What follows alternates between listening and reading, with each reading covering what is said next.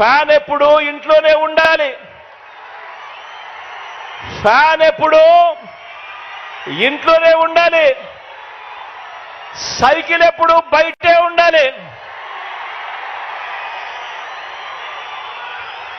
తాగేసిన tea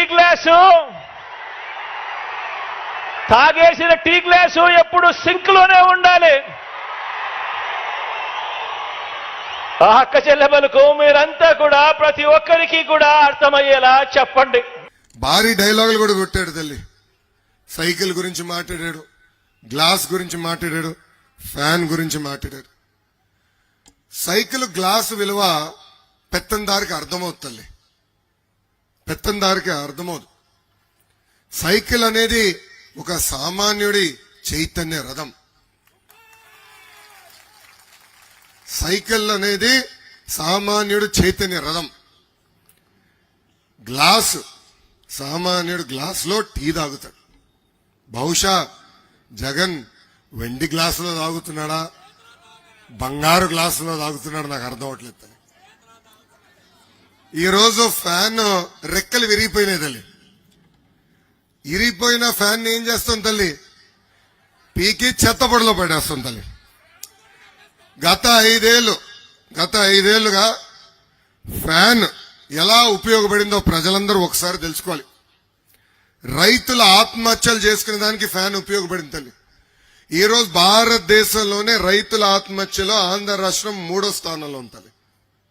కౌలు రైతుల ఆత్మహత్యలో 2వ స్థానంలో ఉంది. యువకులు ఆత్మహత్యలు చేసుకునే దానికి ఆ ఫ్యాన్ మనకొచ్చింది తల్లి. ఎన్నికల ముందల 2,30,000 పెండింగ్ పోస్టులు భర్తీ చేస్తున్నాడు. మెగా డిఎస్సి ఏర్పాటు చేస్తున్నాడు. గ్రూప్ 1, గ్రూప్ 2 పోస్టులు భర్తీ చేస్తున్నాడు.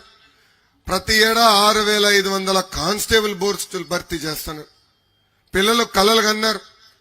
తల్లిదండ్రులు లక్షల రూపాయలు ఖర్చు పెట్టి పిల్లల్ని ట్రైనింగ్ పంపించారు. ఒక తల్లి నన్ను చిత్తూరు జిల్లాలో కలిసింది. ఆ తల్లి చెప్పింది, 2 లక్షల రూపాయలు నేను ఖర్చు పెట్టా నా అబ్బాయిని ట్రైనింగ్ పంపించడానికి. కానిస్టేబుల్ పోస్ట్ ట్రైనింగ్ కోసం 2 లక్షల రూపాయలు ఖర్చు పెట్టినా ఈ జగన్ పోస్టులు విడుదల చేయలేదు, నువ్వన్నా చేయి బాబు అని నన్ను అడిగింది.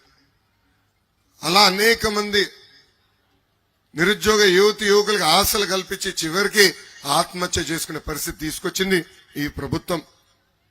భవన నిర్మాణ కార్మికులు ఆత్మహత్య చేసుకునేదానికి పనికొస్తుంది ఆ ఫ్యాన్ తల్లి. ముఖ్యమంత్రి అయిన వెంటనే కొత్త ఇసుక విధానం తీసుకొస్తా అన్నాడు. ఉన్న ఇసుక విధానాన్ని చంపేశాడు. ఆనాడు పనులు దొరక్క వందలాది మంది భవన నిర్మాణ కార్మికులు అదే ఫ్యాన్కి ఊరేసుకుని చనిపోయారు తల్లి. ఆనాడు ట్రాక్టర్ ఇసుక 1000 రూపాయలు దొరికితే ఇప్పుడు అదే ట్రాక్టర్ ఇసుక 5,000 రూపాయలకు పెరిగిపోయింది తల్లి. పనులు దొరకట్లేదు పాపం భవన నిర్మాణ కార్మికులకి. ఒక ఇసుక వల్ల భవన నిర్మాణ కార్మికులుగా మీరు చూస్తే ఒక తాపీ మేస్త్రి, ఒక ప్లంబర్, ఒక ఎలక్ట్రీషియన్, చివరికి పంతులు గారు కూడా పనులు దొరకని పరిస్థితి ఈ రోజు ఆంధ్ర రాష్ట్రంలో చూస్తున్నాం. ఇంకా తల్లి ఇట్లా చెప్పుకుంటా పోతే చేనేత కార్మికులు, చిన్న ప్రభుత్వ పనులు చేసే కాంట్రాక్టర్లు కూడా అదే ఫ్యాన్ కి ఉరేసుకుని చనిపోయే పరిస్థితికి వచ్చింది.